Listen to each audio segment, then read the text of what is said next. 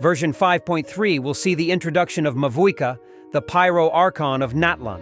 This marks a significant shift in Genshin Impact's approach to introducing its Archon characters. Even though Venti was featured on the event banners during Genshin Impact's launch, the Archons that followed usually made their appearance towards the end of a region's chapter.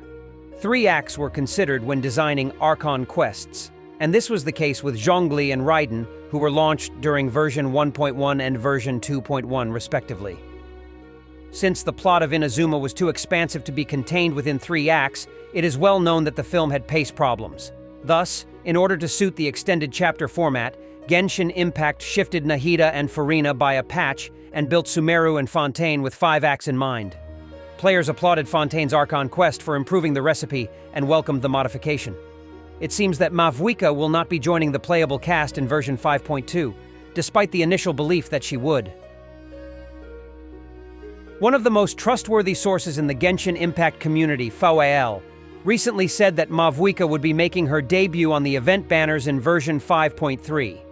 A delayed release for the Pyro Archon suggests that the Natlan chapter will contain more than 5 acts, even though this isn't a given. Version 5.3 will merely conclude the regional plot. Due to a delayed release, 2 much-awaited Natlan characters, Zelonin in version 5.1 and Chaska in version 5.2, are highlighted. There are a few things to take into account, though.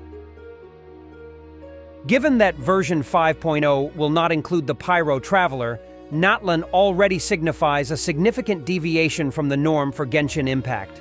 In fact, a significant portion of Natlan's narrative revolves around the player character's inability to instantly use this capability.